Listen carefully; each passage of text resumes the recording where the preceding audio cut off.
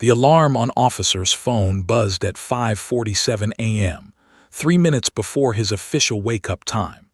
It was a habit he developed over his 15 years in law enforcement, always beating the alarm by a few minutes, always preparing mentally before his body fully engaged with the day. Lay in the darkness of his bedroom, listening to the distant hum of traffic on the highway beyond his modest suburban home. Outside his window, the world was still asleep, painted in shades of deep blue and charcoal gray. He could hear the rhythmic breathing of his wife, Jennifer, still deep in sleep beside him. Their 12-year-old daughter, Sophie, was probably sprawled across her bed in the next room, tangled in blankets, with her cat curled up somewhere nearby. This was his favorite time of day, the quiet before everything began, the moment of solitude before his professional responsibilities took over. Rolled out of bed carefully, trying not to disturb Jennifer's peaceful slumber. His knees cracked slightly as he stood, a reminder that at 43, he wasn't getting any younger. He'd been on the K-9 unit for 7 years now, and those years had been the most fulfilling of his career. Most officers cycled through different departments, chasing promotions and higher pay, but had found his calling with Rex. The German Shepherd had come to him as a young, energetic dog with an incredible work ethic and an almost supernatural intelligence that set him apart from other police dogs. As shuffled into the kitchen and started the coffee maker, the same ritual every morning, his mind wandered to what the day would bring. Tuesday, October 14th. According to his department schedule, this was the day of the community awareness event at Riverside Elementary School. It was the kind of assignment that some officers dreaded, the public relations obligations that took them away from real police work, but had always viewed community engagement differently. He believed that building relationships with the public, especially with children, was perhaps the most important work they could do. How many potential criminals were deterred simply because they'd had a positive interaction with law enforcement as children? How many kids overcame their fear of police because they'd petted a friendly police dog? These questions had driven for years. By 6:15 a.m., was showered and dressed in his crisp dark blue uniform. His badge gleamed under the bathroom light as he pinned it carefully to his chest. He checked his reflection in the mirror, dark eyes that showed the faintest traces of crow's feet, salt and pepper hair trimmed neatly, a face that had been described by Jennifer as distinguished, and by his teenage daughter as old but cool. Smiled at himself, a habit that had started years ago as a way to practice confidence before difficult days.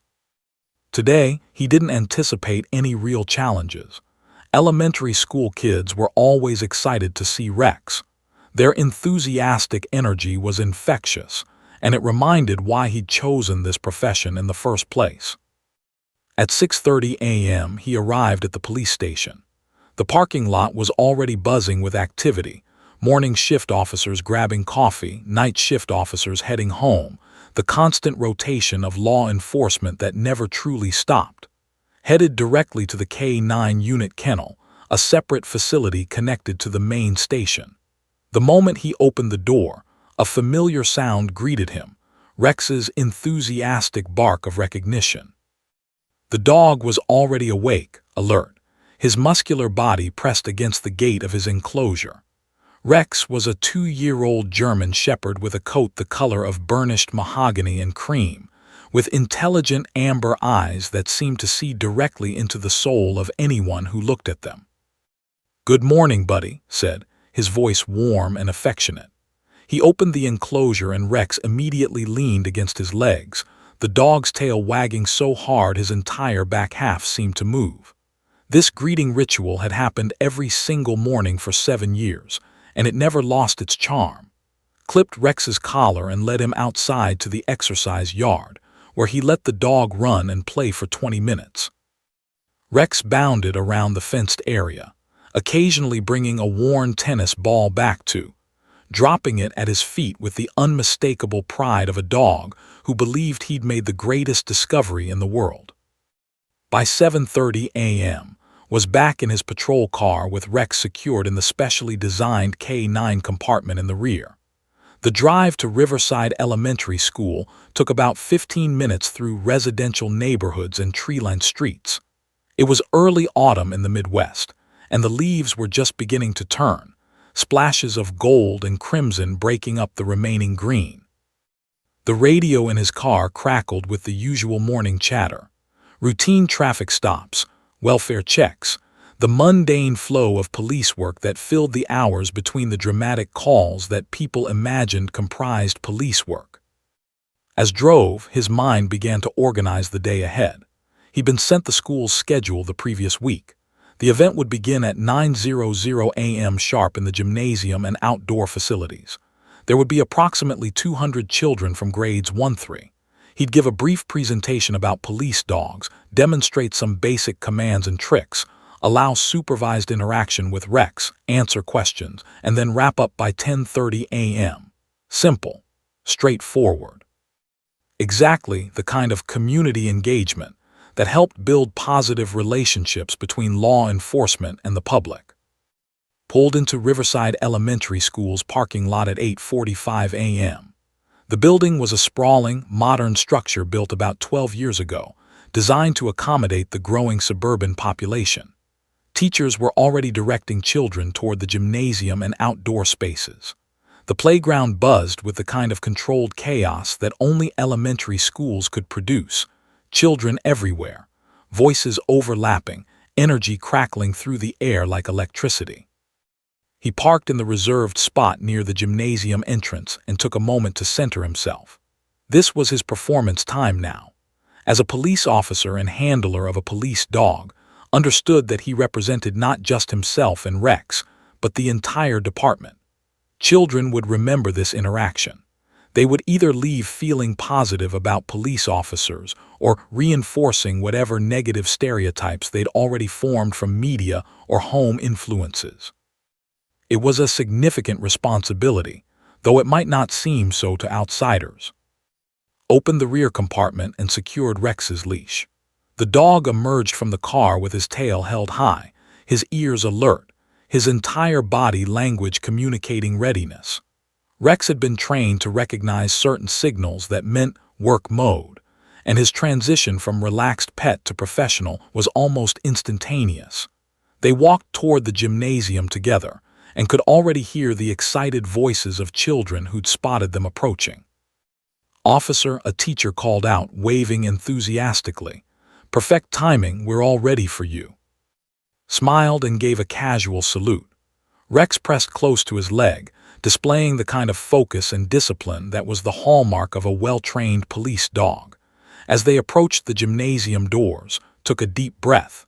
He had no idea, absolutely no idea, that this routine Tuesday morning visit would become one of the most significant moments of his entire professional career. He had no way of knowing that in this gymnasium, among these children, there was a little girl whose life was shattered into 1,000 pieces, and that his dog would somehow hold the power to help put her back together. The October sun climbed higher in the sky as Rex stepped through the gymnasium doors into a day that would change everything. The gymnasium erupted into a symphony of chaos the moment Officer and Rex stepped through the heavy double doors.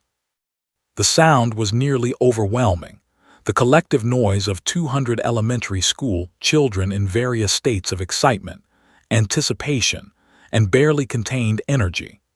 High-pitched voices echoed off the gymnasium's vaulted ceiling, creating a cacophony that would have sent most dogs into sensory overload. But Rex simply tilted his head slightly, processing the information with the calm professionalism of a trained working animal. His handler, meanwhile, felt a familiar rush of adrenaline as dozens of small faces turned in their direction, eyes widening with wonder and excitement. The gymnasium had been arranged with careful attention to logistics. Teachers stood at strategic points throughout the space, maintaining order while allowing children to gather reasonably close to where would perform.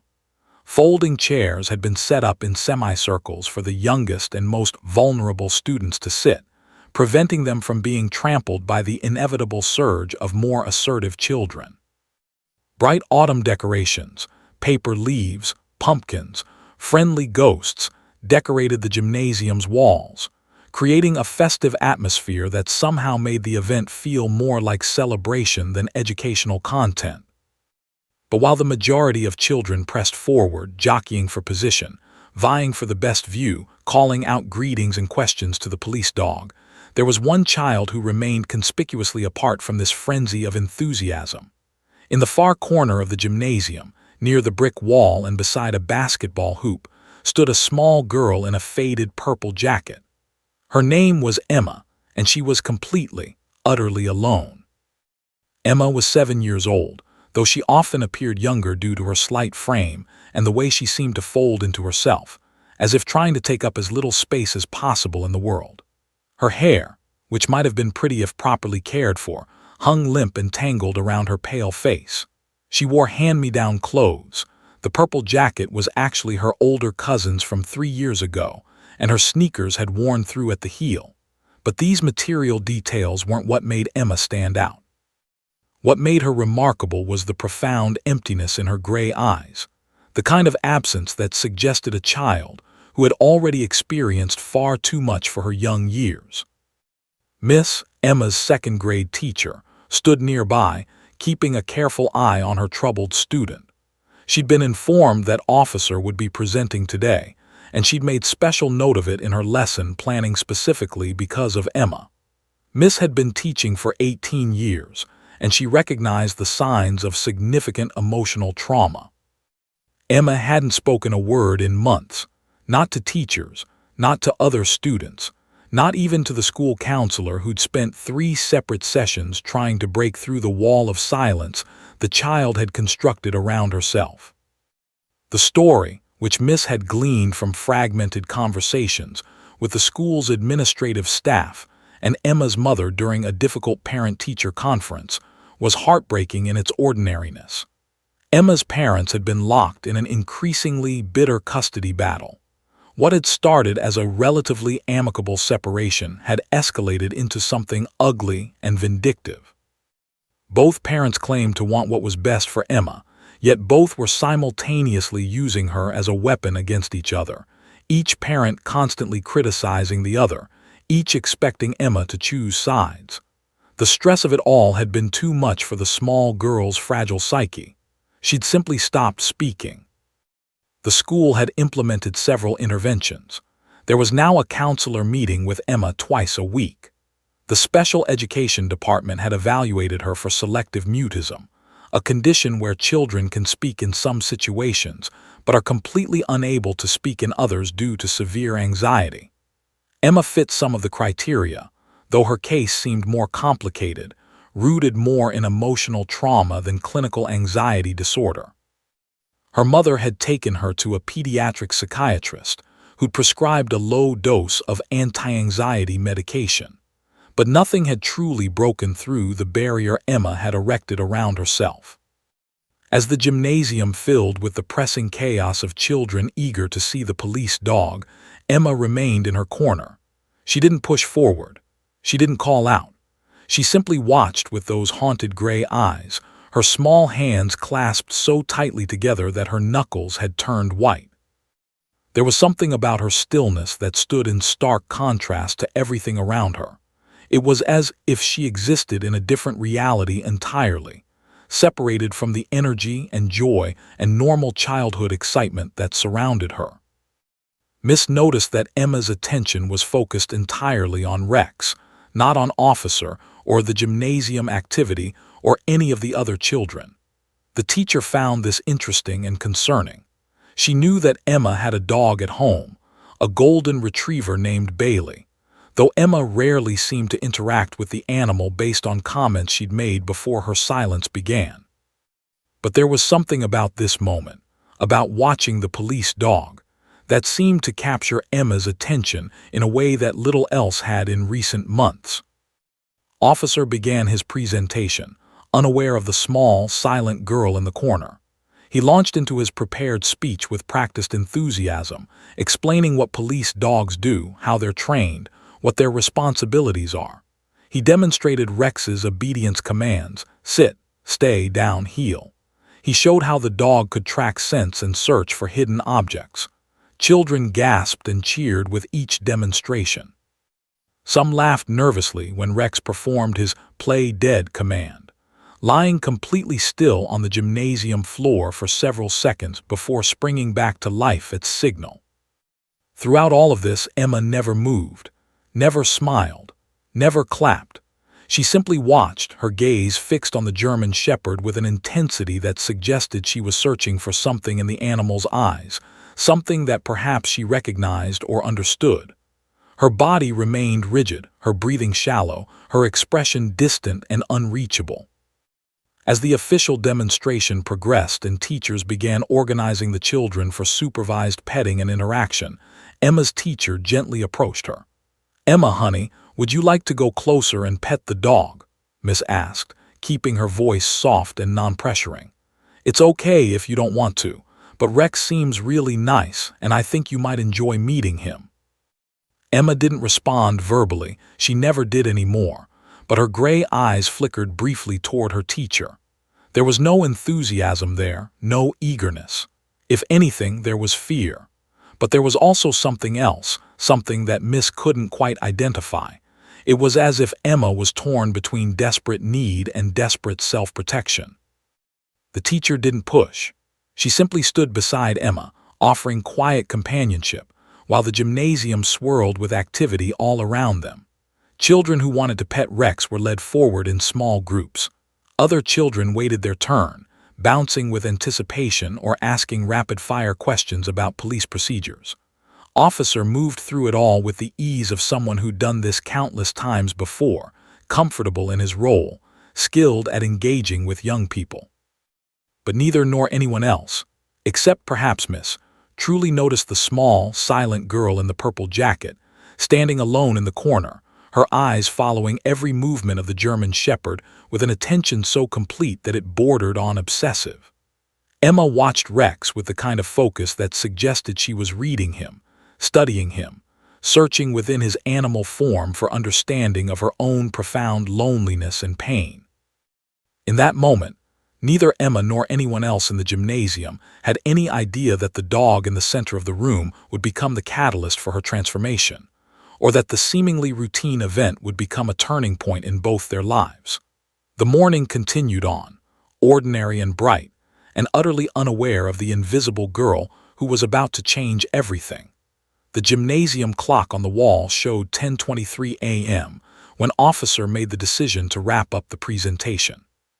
He'd been through this routine enough times to know the precise moment when children's attention spans began to fragment, when the energy shifted from engaged interest to restless distraction. The demonstration had been successful by every measure. Children had asked intelligent questions, laughed at appropriate moments, and seemed genuinely fascinated by what Rex could do. Several teachers had already thanked him, expressing how much their students had enjoyed the experience. By any professional standard, this was another successful community outreach event that would enhance the police department's reputation and foster positive relationships with the school. Began the process of winding down, calling the remaining children back to their designated seating areas. Teachers started the herding process, gently but firmly directing students away from Rex and back toward the gymnasium's entrance. The energy of the room began to shift, from focused attention to the restless anticipation of returning to normal classroom routines. Children filed out in semi-organized lines, some looking back over their shoulders for one last glimpse of the police dog, others already mentally transitioning to whatever came next in their school day. Within 10 minutes, the gymnasium had emptied significantly. Most of the children had been shepherded back to their classrooms by their teachers. A few stragglers remained, those being picked up early or whose classes had slightly different schedules. The transformation was striking. What had been a space of concentrated chaos and energy had become relatively quiet and spacious. Began gathering his materials, checking that nothing had been left behind, preparing to load Rex back into the patrol car for the return drive to the police station. It was during this quiet moment of transition, while was fastening Rex's collar and preparing to leave, that he noticed something unusual. Near the gymnasium's far wall, in the same corner where she'd stood for the entire event, the small girl in the purple jacket was still there. Most children had already left, yet this child remained, standing motionless, her gaze fixed on Rex with an intensity that seemed almost magnetic. Paused.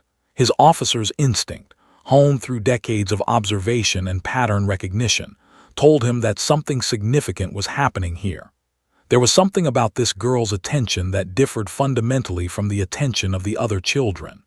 Where other children had looked at Rex with excitement and curiosity, this girl was looking at him with something deeper. It was the kind of gaze that suggested recognition, as if she were searching for something specific in the dog's presence. Miss, who had been helping to direct other children, noticed pause. She quickly understood what had captured his attention. She walked over to him, her expression reflecting a mixture of concern and hope that instinctively recognized. This was a teacher who cared deeply about her students. "That's Emma," Miss said quietly, so that her voice wouldn't carry across the now quiet gymnasium. "She hasn't spoken in 3 months. Her parents are going through a very difficult divorce, and it's affected her deeply. She's been isolated and withdrawn. I was hoping that meeting Rex might help reach her, but she's been standing in that same spot the entire time, just watching. I didn't want to force her to interact." Nodded, appreciating the teacher's sensitivity and insight. He looked back at Emma, really looked at her, taking in details he might have missed during the chaos of the event. Her small frame, her worn clothing, the way she held herself with such careful containment, the haunted quality of her gray eyes. Even from across the gymnasium, he could sense the burden this child carried. "Has she always been so quiet?" asked gently. "No," Miss replied, sadness evident in her voice. Before the separation, Emma was a bright, talkative child. She loved school, participated in class, had friends. But over the past few months, as things escalated between her parents, she more and more. Now she communicates through nods and gestures, but no words. The school counselor is working with her, and she's seeing a pediatric psychiatrist, but so far nothing has really broken through the barrier she's built. Made a decision that would later prove to be pivotal. Instead of simply leaving as planned, he decided to sit down on one of the folding chairs that remained scattered across the gymnasium floor. He kept Rex with him, the dog remaining alert and focused, waiting for his handler's next command. Didn't approach Emma. He didn't make any direct attempt to engage her. He simply sat there with Rex, about 15 feet away from where Emma stood, creating an opening but not forcing anything. Minutes passed. 5. Then 10. The gymnasium had become almost completely silent now, just the occasional distant sound of children in hallways and classrooms, the hum of the building's ventilation system, the almost meditative quiet that only large empty spaces can create. Remained seated, allowing Rex to rest, occasionally glancing in Emma's direction but maintaining a respectful distance and non-threatening body language. Then something remarkable began to happen. Slowly, almost imperceptibly, Emma began to move. Her movement wasn't aggressive or rushed. It was measured, careful, as if she were moving through something thick and resistant. She took one small step toward where Rex sat, then another, then another. It took her several full minutes to close the 15-foot distance between herself and them, but she did it with a determination that suggested this was something she desperately needed to do. As Emma approached, noticed something changing in Rex's demeanor. The dog, who had been trained to greet people enthusiastically and respond to public attention with playful energy, was becoming noticeably calmer. His usual eagerness was replaced by something more subdued, more centered. It was as if Rex recognized that this encounter required a different kind of presence. His tail, which typically wagged with constant animation, began to move more slowly. His body, usually vibrating with barely contained excitement, settled into a state of profound stillness. Emma reached the edge of the folding chair where sat, but she didn't sit down. Instead, she positioned herself so that she was directly facing Rex, though maintaining a small distance between herself and the dog. For a long moment, neither child nor dog moved. They simply existed in the same space, their eyes meeting, something passing between them that couldn't quite define but could absolutely perceive. Remained perfectly still, understanding instinctively that any movement or sound from him would break the spell of this moment. He watched with growing fascination as the small girl and the large dog engaged in what could only be described as a profound moment of connection. It wasn't a trick or a command being executed. It wasn't the performance aspect of the police dog demonstration. This was something else entirely. This was two beings, one human, one animal, recognizing something fundamental in each other. Time seemed to stretch in that gymnasium. The world outside continued on, classes proceeded, children learned, the ordinary machinery of the school day continued its rhythmic operation.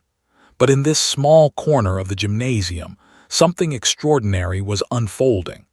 Officer would later reflect on this moment as one of the most significant of his entire professional career.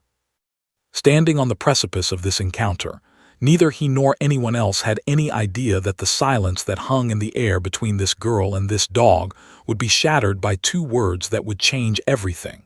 The silence in the gymnasium had become almost sacred, a space carved out from the ordinary flow of time.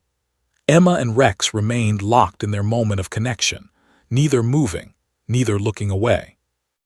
Officer sat frozen on the folding chair, hardly daring to breathe, acutely aware that he was witnessing something profoundly significant. He'd been in law enforcement long enough to understand the weight of certain moments, the way some experiences permanently altered the trajectory of a person's life. This was one of those moments. He could feel it in his bones, in his blood, in the inexplicable intuition that separated routine observations from transformative experiences. Miss had moved backward, deliberately creating space, understanding with the instinctual wisdom of an experienced teacher that this encounter needed room to unfold naturally. She stood with her arms slightly crossed, her expression a mixture of hope and concern. She'd been working with Emma for months, attending to her emotional needs, watching helplessly as this bright child slowly disappeared into a fortress of silence and pain. If there was even a chance that this dog, this animal, could reach through the barriers Emma had constructed, then Miss was willing to witness it without interference. The gymnasium's clock ticked audibly in the quiet, a sound that would have been completely unnoticeable during the morning's chaos, but now seemed to mark each passing second with deliberate precision. The afternoon light streaming through the high windows had shifted slightly, casting different shadows across the wooden gymnasium floor. It was 10:34 a.m., 23 minutes after the formal event had ended.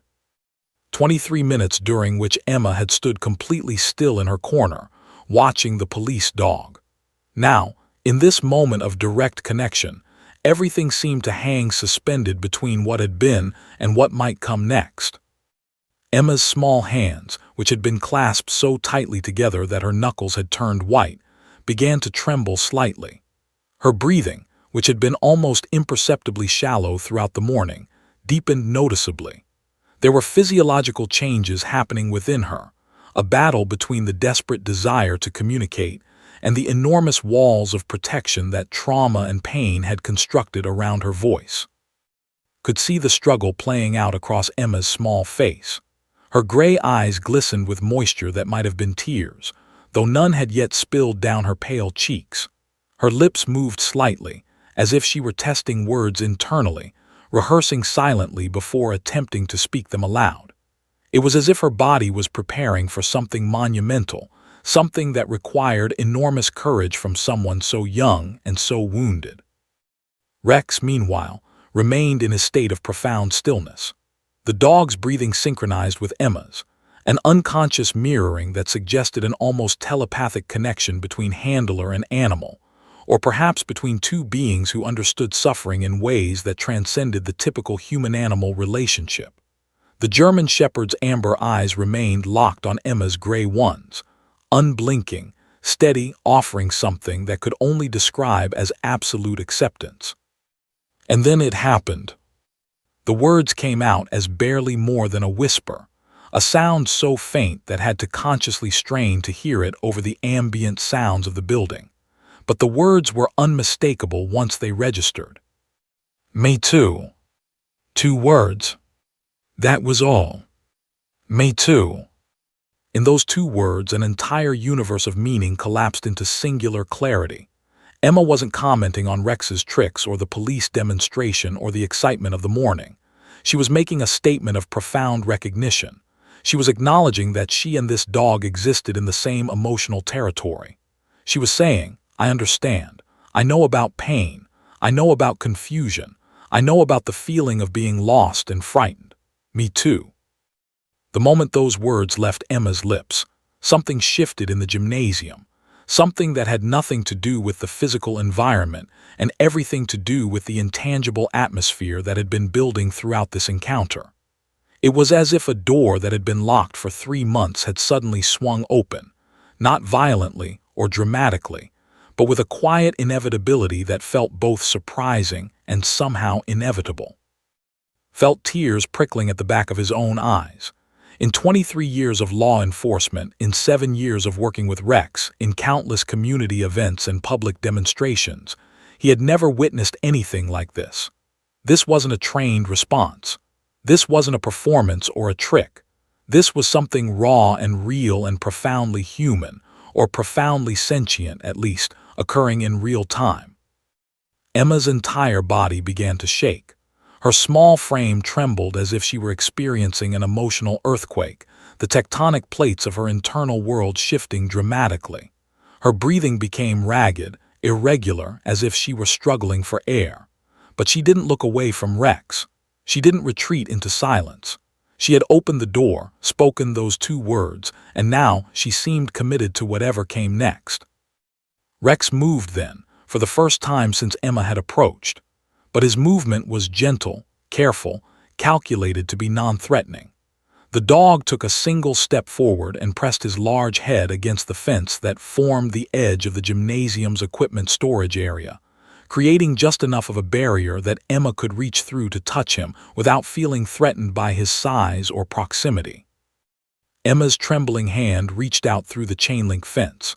Her small, pale fingers made contact with Rex's soft fur, stroking gently. The moment her skin touched the dog's coat, her body seemed to collapse inward. Her knees buckled slightly, and if it hadn't been for her hand on Rex's head, she might have fallen. The quiet sobs began then, completely silent, no sound emerging from her throat, but her entire body shaking with the force of them. 3 months of accumulated pain, trauma, confusion, and desperate loneliness seemed to pour out of her in that moment, channeled through her small hand and into the patient, accepting presence of the German Shepherd. Realized he was witnessing Emma's breaking point, not a breaking apart into dysfunction, but a breaking open into healing. Sometimes, transformation requires this kind of rupture. Sometimes people, especially children, need to feel completely understood before they can begin to let go of their protective silence. And somehow, miraculously, Rex had provided that understanding. Miss Hand had moved to her mouth, her expression transformed from cautious hope to something approaching amazement. She'd been working with Emma for months, and in all that time, the girl had remained locked away. But this dog, this animal that Emma had never met before this morning, had somehow communicated an acceptance so profound that it had cracked through all of Emma's defenses. The seconds stretched into minutes. Emma continued to stroke Rex's head, her body gradually steadying even as the tears continued to flow silently down her face. Officer remained absolutely still, understanding that any movement from him, any attempt to interrupt or manage this moment, would be a violation of what was occurring. This was between Emma and Rex. This was between 2 broken beings recognizing their shared brokenness and finding, in that recognition, the first tentative steps toward healing. Eventually, Emma's breathing stabilized. Her sobs subsided, though the tears continued to flow. She pressed her forehead against the fence, close to where her hand still rested on Rex's head. In this position, she and the dog remained, neither moving, neither speaking, simply existing together in the aftermath of Emma's breakthrough. It was perhaps the most profound silence that had ever filled the gymnasium, the silence not of absence but of presence. The silence of two beings who had just found each other in the darkness and discovered they were not alone. 3 days after the gymnasium encounter, Emma's mother received a phone call from Riverside Elementary School. It was Miss, and her voice conveyed a mixture of cautious optimism and professional concern that immediately put Emma's mother, Susan, on alert. Susan had grown accustomed to receiving difficult calls from the school, reports about Emma's silence, her withdrawal, her lack of participation in classroom activities. Each call had added another layer of guilt to the burden Susan already carried regarding her failed marriage and its devastating impact on her daughter. "I wanted to tell you about something remarkable that happened," Miss began, her tone deliberate and measured. Emma spoke for the first time in 3 months, just 2 words, but they were profoundly meaningful. It happened after the police dog visit. Susan felt her breath catch in her throat. She'd taken her daughter to 3 separate psychiatric appointments. The medication the doctor had prescribed didn't seem to be helping. The school counselor had tried various therapeutic approaches without breakthrough. And now, a police dog that Emma had observed from a distance during a school event had somehow accomplished what professional intervention had not. It seemed impossible, yet Miss Certainty suggested something significant had truly occurred. Officer made the decision that afternoon to request approval for monthly visits to Emma's second-grade classroom. He drafted a proposal to his department explaining the therapeutic potential of police dog visits for students dealing with emotional trauma. He referenced emerging research on animal-assisted therapy and provided detailed documentation of Emma's behavioral change following the single encounter with Rex. His request was approved within a week, and by late October, a monthly schedule was established. The first Tuesday of every month, Officer and Rex would visit Riverside Elementary School specifically for therapeutic interaction with select students, with particular emphasis on Emma's continued progress. The first monthly visit occurred on November 5th, exactly 3 weeks after the gymnasium encounter. Emma had been anticipating it with an intensity that transformed her entire demeanor. For the first time since her parents' separation had begun affecting her, she seemed to have something to look forward to. She'd started speaking again, not extensively and not in large group settings, but to Miss in private moments, to her mother at home in carefully measured sentences, and to other children in small, tentative ways. When Officer and Rex arrived that first Tuesday in November, Emma was positioned at the window of her classroom, watching for them. The moment she spotted the patrol car pulling into the parking lot, her entire face transformed. The perpetual sadness that had marked her features began to lift, replaced by something approaching anticipation and joy. Miss made special arrangements for a private space, where Emma and Rex could interact without the distraction of other students or the pressure of public observation. The private meeting room adjacent to the gymnasium became their sanctuary. It was a quiet space with soft lighting, comfortable seating, and a calm atmosphere that seemed designed for the kind of intimate connection that Emma and Rex had begun to establish. For 45 minutes each month, Emma would have Rex essentially to herself, with present but maintaining respectful distance, and Miss occasionally checking in. During that first monthly visit, Emma spoke more than she had in the preceding 3 weeks combined. She told Rex about her parents fighting. She described the complicated feelings of loving both of them while hating the things they said to each other. She talked about being scared that somehow she was responsible for their separation, that if she'd been a better daughter, they might not have fought so much. The words tumbled out slowly at first, then with increasing confidence, as if Emma was testing her voice, remembering how to use it, relearning the act of speaking after months of silence. Rex responded with patient presence. The dog seemed to understand intuitively that this was not a time for excitement or energy. Instead, Rex would position himself close to Emma, sometimes resting his head on her lap, sometimes simply sitting beside her in companionable silence.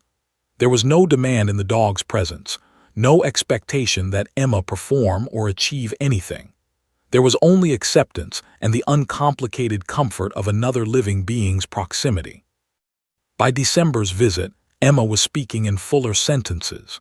She asked questions about what Rex ate, how long police dogs lived, whether Rex ever got scared. These were the kinds of normal, curious questions that typical 7-year-olds asked, yet they represented profound progress for Emma. She was engaging with the world again, showing interest in things beyond her own pain.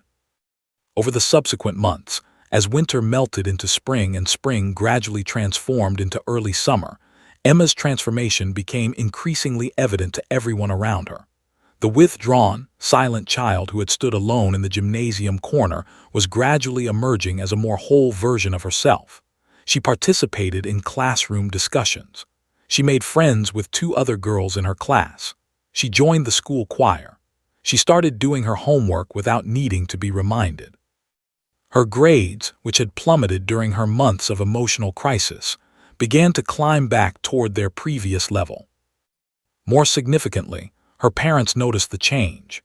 Emma's mother reported that Emma was sleeping better, experiencing fewer nightmares, and showing renewed interest in activities she'd previously enjoyed like drawing and reading. Emma's father, though living in a separate household, was moved to tears when Emma agreed to spend a full weekend with him without the typical resistance and emotional distance that had characterized their interactions for months. By May, 6 months after that first encounter with Rex in the gymnasium, Miss requested a meeting with Emma's parents, the school counselor, an officer to discuss Emma's remarkable progress. The consensus was that, while the medication and counseling had certainly contributed to her recovery, something about the monthly visits with Rex seemed to be the crucial catalyst. The dog had become more than a pet or even an emotional support animal. Rex had become a bridge, a way for Emma to cross from a place of isolated pain into a place of connection and hope. Had begun taking detailed notes during each session, documenting Emma's comments, her body language, her visible emotional shifts. He watched in fascination as this wounded child slowly pieced herself back together through the simple but profound act of being witnessed by a compassionate animal. There was nothing magical about it, yet it felt miraculous. There was nothing scientifically unprecedented about animal-assisted therapy, yet the specific way that Emma and Rex connected seemed to transcend typical therapeutic protocols. By summer, Emma was thriving. She was laughing genuinely. She was making plans for 3rd grade with excitement rather than dread. She'd asked her mother if she could get her own dog, and after careful consideration, her mother had agreed. A rescue puppy, a mixed breed with uncertain parentage but unlimited capacity for devotion, had arrived at their home in late June. Emma named her Stella, and the bond between the girl and her new dog was immediate and profound. Officer found himself thinking about Emma constantly, even on days when he wasn't scheduled to visit the school. He'd experienced many rewarding moments in his career, arrests that got dangerous people off the street, community programs that made genuine differences, the satisfaction of a job well done. But nothing compared to the privilege of witnessing Emma's metamorphosis from a broken child, lost in silence, to a vibrant, engaged young girl reconnecting with life. He understood now that his career had been preparing him for this moment all along. The years of police work, the training with Rex, the community outreach, the development of his intuitive understanding of emotional dynamics, all of it had converged to create the conditions necessary for Emma's healing. By August, as summer vacation drew to a close and the anticipation of 3rd grade began to build, Emma asked an unexpected question during one of their monthly sessions. "Will you and Rex always come see me?" she asked, her gray eyes serious and slightly fearful. "Even when I'm bigger, even after I'm not scared anymore."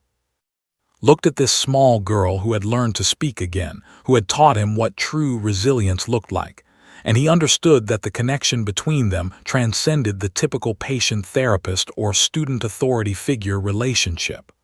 "We'll always be here for you, Emma," he said simply. "That's what friends do. That's what family does." Officer sat in his cramped home office on a Thursday evening in late September, surrounded by stacks of documentation. His desk was cluttered with notebooks, each one filled with meticulous observations from 8 months of monthly visits with Emma. The walls around him were decorated with photographs. Emma at different stages of her recovery, Emma with Rex, Emma laughing with other children at school. What had started as casual note-taking had evolved into something more comprehensive, a detailed longitudinal study of one child's transformation through animal-assisted therapy. Had always been a careful observer.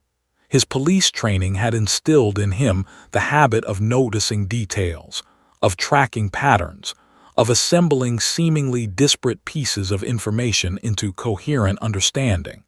But what he documented with Emma went beyond his typical professional observations. He'd become almost obsessively focused on understanding exactly what Rex was doing, how the dog was responding, what mechanisms might be operating beneath the surface of their visible interactions. He began by creating detailed timelines. First encounter, October 3rd. Emma speaks 2 words after 3 months of silence. Follow-up visits, November 5th, December 3rd, January 7th, and so on. With each visit, he noted specific behavioral changes, not just in Emma, but in Rex. He documented the dog's physiological responses, how Rex's breathing seemed to synchronize with Emma's, how the dog's posture shifted depending on Emma's emotional state, how Rex appeared to make deliberate choices about how to position himself relative to the child. By mid-September, 9 months into the pattern of monthly visits, found himself spending hours after his regular police shift reviewing his notes, cross-referencing observations, searching for the underlying logic that explained Rex's seemingly intuitive therapeutic responses. He consulted police dog training manuals, but they offered nothing relevant to what he was observing. He searched online for information about emotional intelligence in animals, but most of what he found was either scientifically vague or anecdotal. There had to be something more specific, something that could explain why Rex behaved so differently with Emma than with other people. It was his wife Jennifer who finally suggested that consult with someone who specialized in animal behavior from a scientific perspective. "You're not a veterinarian," she'd said gently one evening as she watched him hunched over his notes. "Maybe you need to talk to someone who actually studies this stuff professionally." That suggestion led to Dr. Sarah, a renowned veterinary behaviorist at the State University who specialized in animal-human psychology and the therapeutic potential of human-animal bonds. When initially called her office, he half expected to be dismissed. A police officer with anecdotal observations about his dog's behavior probably wasn't high on her priority list. But something about his description of the situation intrigued her. She agreed to meet with him, though she made it clear that her time was limited. Brought his entire portfolio of documentation to their first meeting, the notebooks, the photographs, the detailed timelines of Emma's behavioral changes, and most importantly, several video recordings he'd made with Emma's parents and the school's permission during the monthly sessions. He'd positioned a camera unobtrusively in the corner of their therapeutic meeting space to capture the interactions objectively. Doctor, a woman in her mid-50s with intelligent dark eyes and an air of professional authority, reviewed the materials with increasing intensity. She watched the video recordings twice, making notes, occasionally pausing the footage to examine specific moments more closely. When she finally looked up from the screen, her expression had transformed from professional curiosity to something approaching amazement. "This is extraordinary," she said simply. "I've been studying animal behavior for 20 years, and I've never encountered a case quite like this. Your dog isn't just being a good therapy animal. He's displaying what I can only describe as emotional intelligence and trauma-informed care instincts that go far beyond standard training or typical canine responses." Over the next 3 hours, Doctor walked through her analysis. She explained how Rex's synchronized breathing with Emma was a documented response in some animals to emotional distress in others, a phenomenon called emotional resonance. She described how the dog's careful positioning, the way he maintained eye contact while simultaneously giving Emma space, and his apparent understanding of when she needed him closer or farther away, all suggested a level of emotional awareness that was genuinely unusual. Most dogs respond to distress with excitement or anxiety of their own, Doctor explained. They want to help, but they don't always know how. Your dog is different. He seems to have an almost preternatural understanding of what this child needs moment to moment. Look at this sequence here. She rewound the video to show Rex backing away slightly when Emma's breathing became too rapid, creating space that allowed her to regain composure, then moving closer again once she'd stabilized. That's not a learned behavior from typical police dog training. That's something more innate. Felt his pulse quickening as the implications began to dawn on him. Are you saying Rex is special? I mean, I know all dogs are special, but I'm saying that your dog appears to have a rare natural gift, Doctor interrupted, her voice carrying the weight of professional certainty. In all my years of research, I've encountered perhaps a dozen animals who displayed this kind of emotional intelligence. Some are horses, a few are dogs, one was even a cat. They seem to have an innate ability to detect emotional distress at a level that most animals don't. They can read, interpret body language at an almost unconscious level, perhaps even detect chemical signals we don't fully understand yet. She pulled up a research paper on her computer, a study conducted at a university in Switzerland examining the neurological basis for emotional attunement in certain animals. There's emerging evidence that some animals have different neural pathways related to empathy and emotional processing. It's a developing field of research, but what we're seeing is that certain individuals, and this appears to be an individual difference, not a species-wide trait, seem to be naturally wired for therapeutic work. Absorbed this information slowly, feeling as if the ground beneath his understanding of Rex was shifting. He'd always known his dog was intelligent and well-trained, but this suggested something beyond that. This suggested that Rex had been born with a gift, an inherent capacity for emotional connection that transcended normal police dog work. What are the implications? Asked carefully. Should I be using him differently, training him specifically for therapy work? Doctor leaned back in her chair, considering the question seriously. That's what I wanted to talk to you about.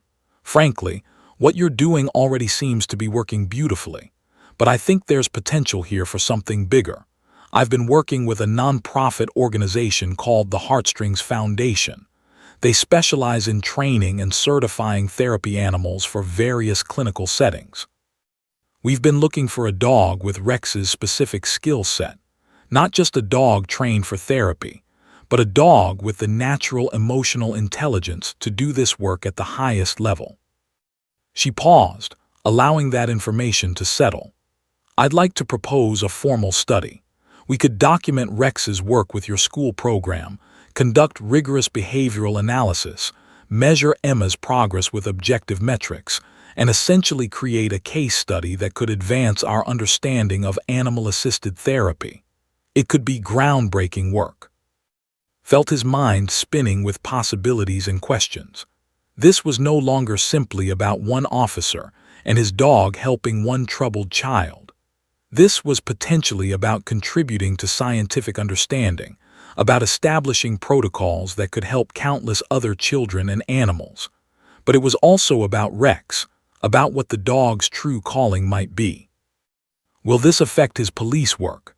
Asked, concerned about the implications for their partnership and his professional role. Not necessarily, Doctor said thoughtfully. In fact, I'd recommend a hybrid model. Rex maintains his police dog certification and continues relevant duties, but he also formalizes his role in therapeutic work. Some police departments are already exploring this kind of dual role work for specially gifted animals. Your department could be at the forefront of this approach. As left doctor's office that afternoon, he felt fundamentally changed by the conversation. What had seemed like a beautiful but isolated incident, one child's connection with one dog, now appeared to be something far more significant. Rex wasn't just a good police dog who happened to help a traumatized child. Rex was potentially an animal with a rare and valuable gift, an individual whose innate capacities could be channeled to help numerous people struggling with emotional trauma and pain. That evening, sat with Rex in his backyard, looking at his partner with fresh eyes.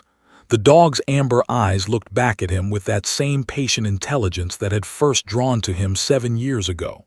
"You're something special, aren't you?" said softly, running his hand along the dog's silky coat. "I'm just now figuring out exactly how special." Rex responded by pressing his head against chest, an action that felt like confirmation, like acknowledgement of something that had always been true but was only now becoming visible to the people around him. The training facility of the Heartstrings Foundation occupied a sprawling 15 acres on the outskirts of the city, a picturesque property with open fields, comfortable kennels, and multiple buildings designed specifically for animal-assisted therapy training and certification. It was a crisp November morning when Officer first arrived at the facility with Rex, the beginning of what would become an 18-month intensive certification program that would fundamentally transform both their professional identities. Dr. Sarah greeted them at the entrance, her enthusiasm evident in her wide smile and energetic handshake. She'd already assembled a team of specialists to work with, and Rex, behaviorists, therapists trained in trauma-informed care, handlers experienced in dual-role police and therapy animal work, and researchers committed to documenting every stage of the process. This wasn't going to be casual training. This was serious, comprehensive, and designed to establish protocols that could eventually be replicated with other animals and handlers across the country. The first 3 months of the program focused on understanding and formalizing what Rex was already doing intuitively. Video analysis sessions involved trained observers watching recorded interactions between Rex and Emma, using specialized software to track the dog's micro-movements, pupil dilation, ear position, and behavioral sequences. Every action was cataloged, analyzed, and documented. The researchers weren't trying to teach Rex new behaviors. Rather, they were attempting to understand his existing behavioral patterns deeply enough to eventually codify and teach them to other animals.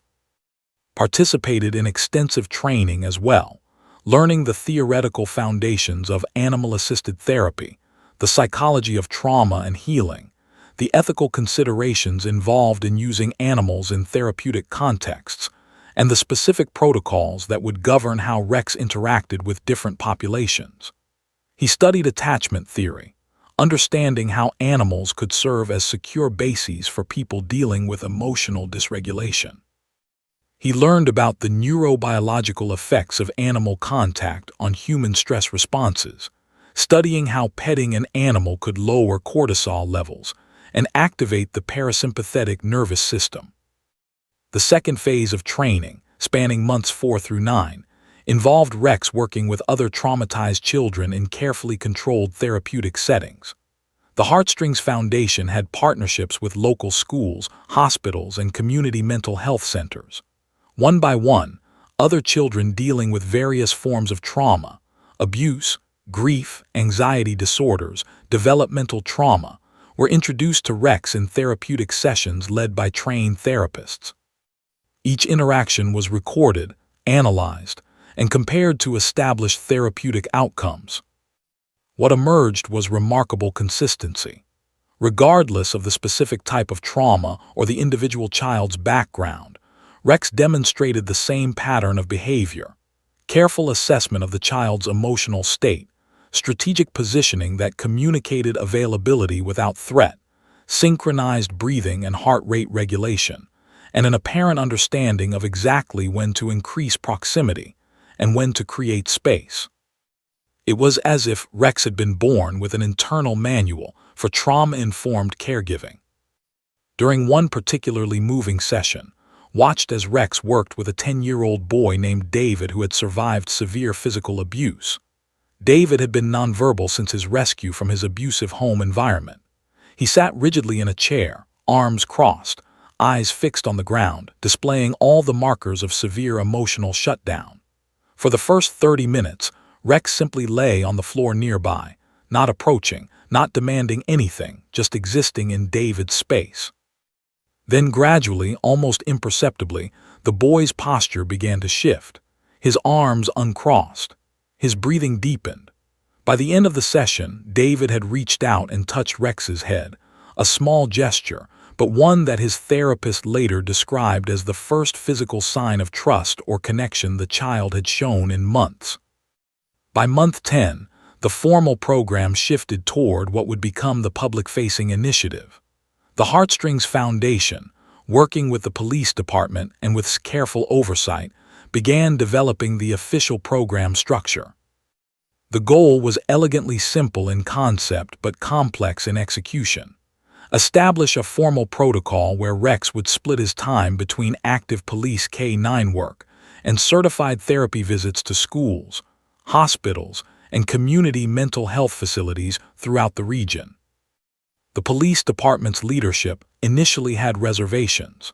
There was concern that dividing Rex's attention between police work and therapy duties might compromise his effectiveness in law enforcement.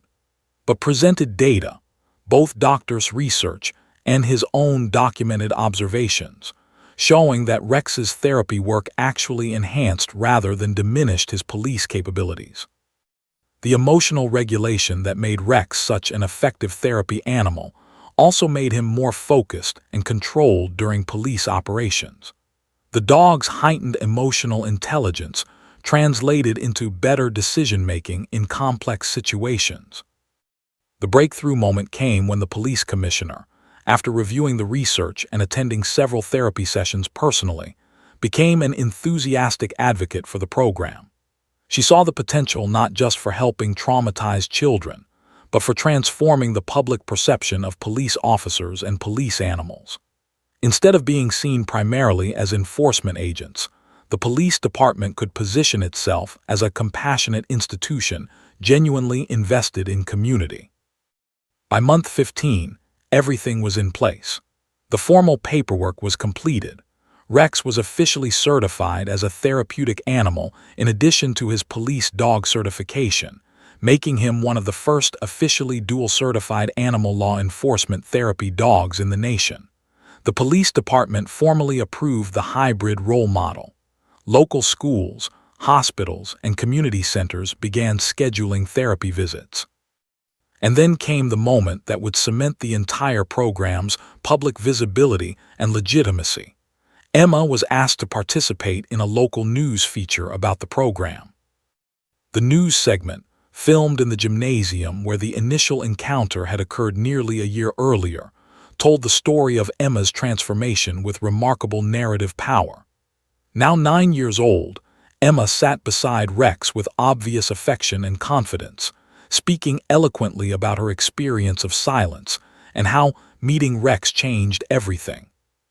She described how the dog had helped her understand that her pain was not her fault, that being broken didn't mean you couldn't heal, that sometimes another being's quiet presence was more powerful than any words. The segment included interviews with Miss, who discussed the academic and social transformation she'd witnessed in her classroom. It featured Emma's parents, sitting together for the first time publicly since their separation, speaking about how their daughter's recovery had inspired them to work toward healthier co-parenting. And it included footage of and Rex working with other children in therapeutic settings, demonstrating the broader impact of the program. When the segment aired on a Thursday evening in late May, the response was immediate and overwhelming. The local news station's website crashed from the volume of traffic. Within 48 hours, the story had been picked up by regional news outlets. Within a week, it had become a national story, featured on morning television shows and shared millions of times across social media. The headline that captured the public's imagination was simple but powerful. Police dog's 2 words save traumatized child and transform therapy for thousands. The police department's phone lines were flooded with calls from other departments asking how they could implement similar programs. Schools requested visits. Mental health facilities wanted to participate. Universities reached out expressing interest in conducting their own research into Rex's therapeutic protocols. Officer found himself fielding interview requests from major publications and news organizations. What had started as a single officer's commitment to helping one traumatized child had evolved into something far larger, a movement, a paradigm shift in how institutions thought about the intersection of law enforcement, animal welfare, and mental health services. But through all the public attention and professional opportunities, remained focused on the core mission, using Rex's extraordinary gift to help people heal. By autumn of that year, 3 additional dogs had been identified through doctors' research as having similar therapeutic capabilities. Training protocols that had been developed through working with Rex were being adapted for these other animals. The Heartstrings Foundation received substantial grant funding to expand their program. Universities began offering courses on animal-assisted therapy informed by Rex's case study. What had seemed like a miraculous one-time occurrence had become a replicable model, a template for understanding and channeling animal emotional intelligence toward human healing. On a quiet afternoon in October, exactly 1 year after Emma had first spoken those 2 transformative words, sat in the gymnasium with Emma and Rex.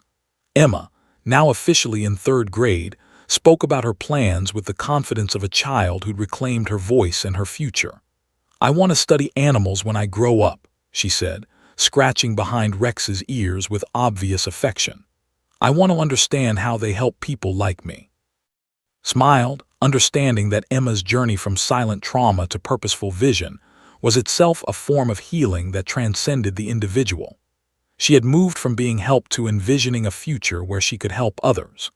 That transformation, he realized, was the ultimate measure of Rex's gift and their collective work. 2 years after that pivotal October morning in the gymnasium, Officer sat in his office at the police station, looking at the wall covered with photographs and commendations. But these weren't traditional police honors. Among the official citations and department recognitions hung newspaper clippings, award certificates from mental health organizations, thank you letters from families whose children had been helped by the therapy program, and photographs of Emma at various life stages. Emma with Rex, Emma in her school choir, Emma receiving a certificate of achievement for academic excellence, Emma at her school's graduation ceremony moving into middle school. The transformation hadn't been limited to Emma. The ripple effects had expanded far beyond what anyone had anticipated when first decided to let that small, silent girl spend time with Rex in the gymnasium. The program that had started as monthly visits to one child had evolved into something that touched hundreds of lives across multiple counties. The police department now employed 5 certified therapy animals working in rotation with trained handlers. Each dog had been selected based on criteria developed through studying Rex's natural abilities. The protocols established through working with Rex had become the foundation for a certification program now offered at 3 regional universities. Veterinary behavioral science had been legitimized as a crucial component of therapeutic intervention. And most significantly, lives were being transformed. Children who would have otherwise remained trapped in silence and trauma were finding their voices and their pathways toward healing. Emma, now 11 years old, had become an unexpected ambassador for the program. She appeared at school assemblies and community events, speaking about her experience with surprising eloquence and wisdom for someone so young. She'd started a blog documenting her journey from silence to voice, and it had attracted thousands of followers. Mental health professionals used her story in training programs. Teachers incorporated her experience into curriculum about resilience and healing. She'd even been featured in a documentary about animal-assisted therapy that aired on a major streaming platform. But perhaps more importantly, Emma had found purpose. She'd started volunteering at the Heartstrings Foundation, helping to introduce other traumatized children to the therapy dogs. Her first-hand understanding of what it meant to be broken and then healed gave her a unique capacity to reach children in crisis. She could sit with a traumatized child and simply say, "I know what this feels like. I was there too, but look at me now. Look at where I am." Those words, carrying the weight of genuine lived experience, often accomplished what professional therapists couldn't. Emma's parents had become advocates as well. Her mother had returned to school to pursue a degree in social work, inspired by witnessing her daughter's recovery and wanting to help other families navigate similar crises. Her father had become a volunteer coordinator for the therapy program, organizing logistics and fundraising. Their relationship, once fractured by bitterness and conflict, had transformed into a genuine partnership built around their shared commitment to supporting their daughter's healing work and extending that healing to others. Miss Emma's original second-grade teacher had become the school liaison for the therapy animal program. She'd received special training in trauma-informed education and now consulted with schools across the district about identifying students who might benefit from the program.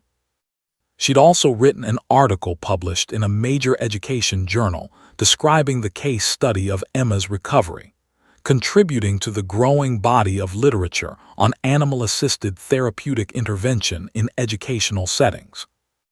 Dr. Sarah had achieved national recognition for her research. Universities invited her to present at conferences.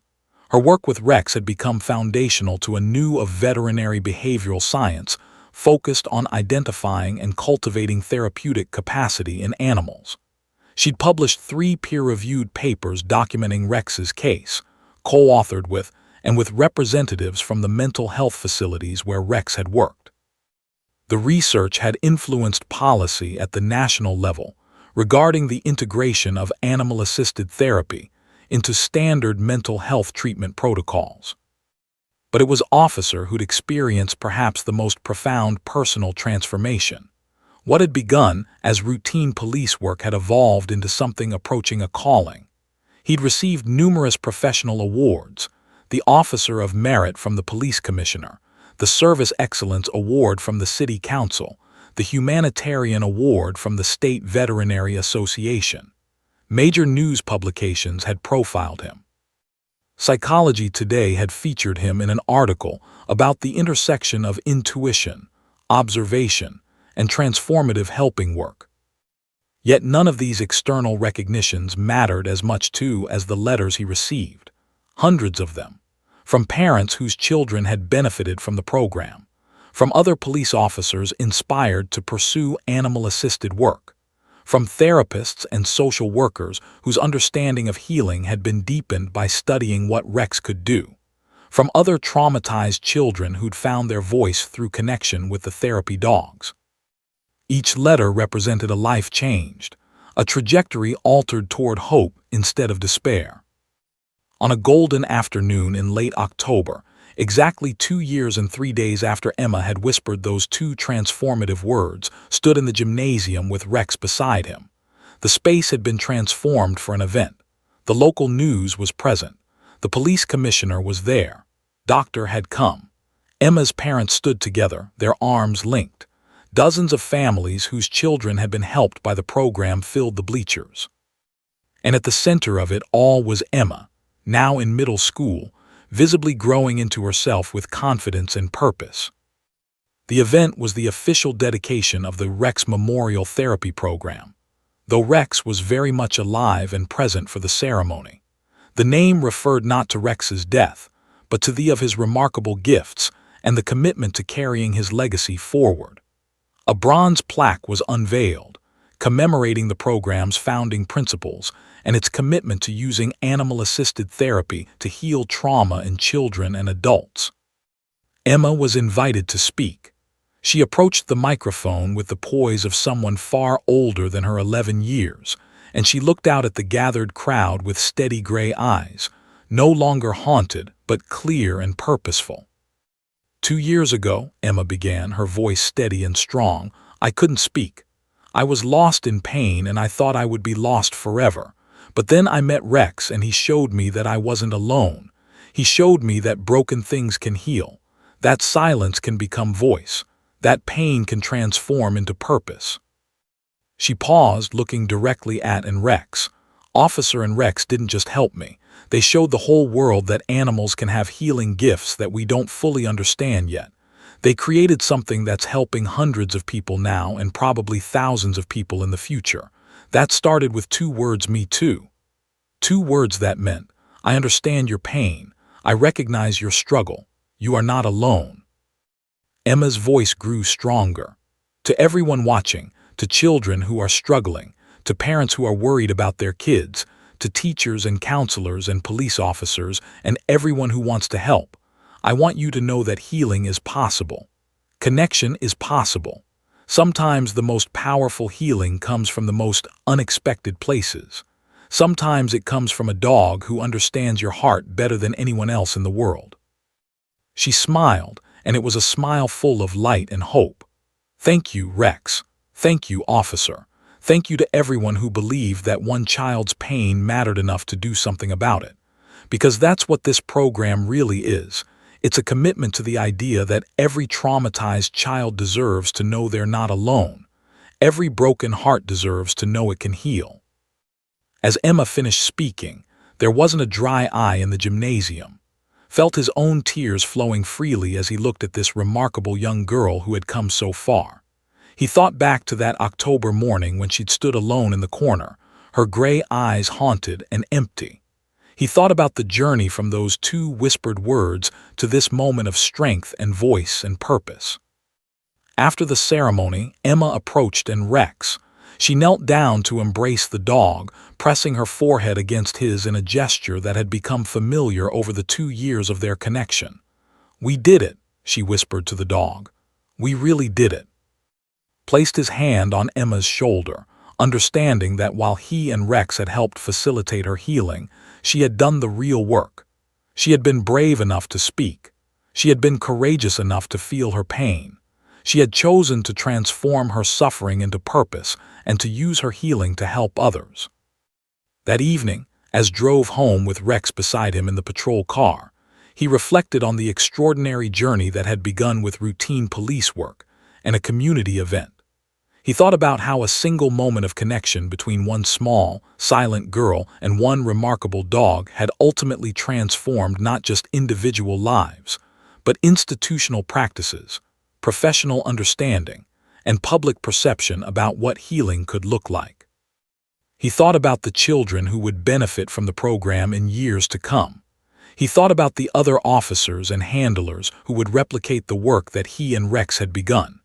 He thought about Emma, standing confidently at that microphone, speaking her truth to hundreds of people, no longer lost in silence but firmly anchored in purpose and voice.